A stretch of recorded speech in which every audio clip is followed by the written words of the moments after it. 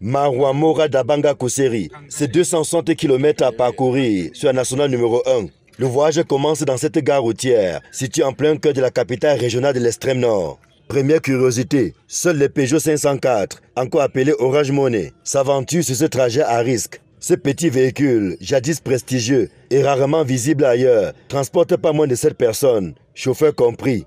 Il faut débourser pour chaque passager la rondelette somme de 20 000 francs CFA. C'est le minimum en saison sèche et c'est à prendre ou à laisser. Et nous ne tarderons pas à comprendre pourquoi le tarif est si élevé.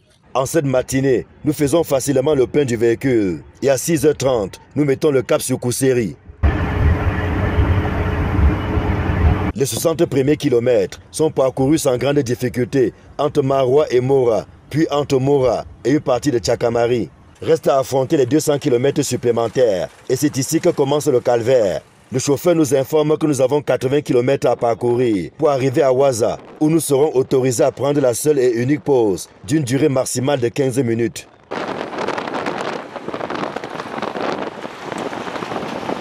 De ce qui tenait lieu de chaussée il y a quelques années, il ne reste plus qu'une succession de nids de poules et autres crevasses, dont la profondeur par endroits laisse les usagers pantois. En raison de sa forte dégradation, le chauffeur est obligé par moment d'abandonner la route principale pour emprunter des raccourcis.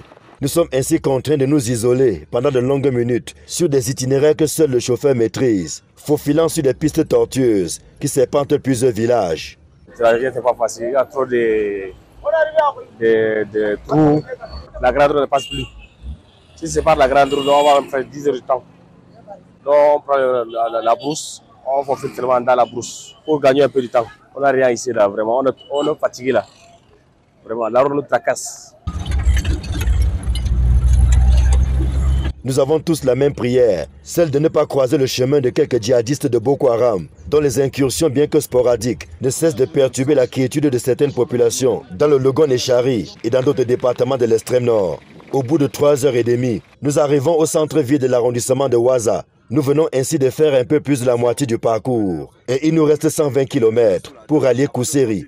Une pause s'impose, question de recharger les batteries. Et comme vous l'avez dit, c'est un véritable parcours du combattant. Voilà notre véhicule. Le chauffeur profite pour réajuster un tout petit peu, parce qu'au regard de l'état de la route, il est évident qu'on ne peut pas la faire sans avoir quelques difficultés. À peine avons-nous repris le chemin en direction du chef-lieu du Logon et Chari qu'un spectacle désolant s'offre à nous. C'est une succession d'accidents dus au très mauvais état de la route. Des camions tombés à la renverse attendent d'être secourus. Ça fait 3 jours que ce camion s'est renversé, avec tout son contenu qui est sécurisé là, obligeant le chauffeur, le motoboy et les autres à passer la nuit ici à la Belle Étoile pour veiller sur leurs marchandises.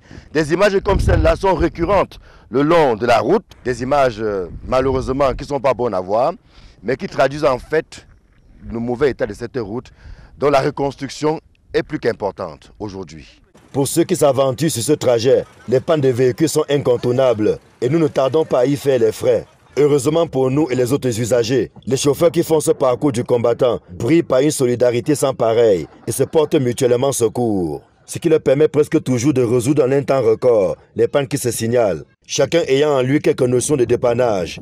Ici, c'est un pour tous, tous pour un. Et ils n'ont presque pas de choix, car sur cette route, il est fortement déconseillé de circuler la nuit. Malgré les multiples patrouilles des forces de défense et de sécurité, prévenir vaut mieux que guérir. Les transporteurs et autres usagers essaient tant bien que mal de s'y conformer et de s'adapter à cette contrainte. D'ailleurs, aucun transporteur ne s'autorise plus d'un voyage en aller simple par jour. Il est 13h. Nous arrivons ici après une pause de 30 minutes à Waza. C'est grâce à lui. Ça, c'est l'homme de la route, c'est le chauffeur. De temps en temps, on abandonne la route principale. On entre dans les villages. Parfois, on pense qu'on est perdu. Mais on finit par retrouver la route principale. Ça, c'est parce que c'est un ancien. Il connaît très bien sa route.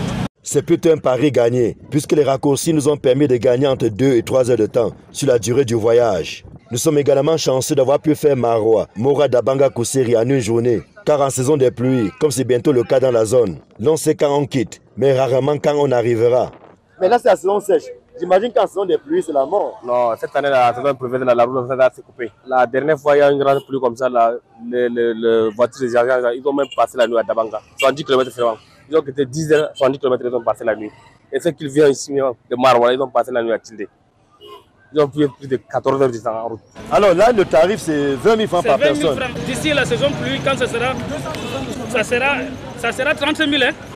30 000 francs par personne. Sur 260 Parce km. Que cette année-là, il n'aura même pas la route. Oui. C'est nous les chauffeurs de Orange Monde là. On se bat, on fait tout moyen pour nos frères qui puissent voyager. On va les aider. Cette route est pourtant d'une importance économique et stratégique indéniable parce que reliant le Cameroun au Tchad et au Nigeria voisin, bien qu'une partie soit en cours de reconstruction entre Mora et Tchakamari, environ 200 km restent à contractualiser pour alléger les souffrances des usagers. Si le gouvernement peut penser vraiment à cette population, et nous sommes sur la nationale numéro 1.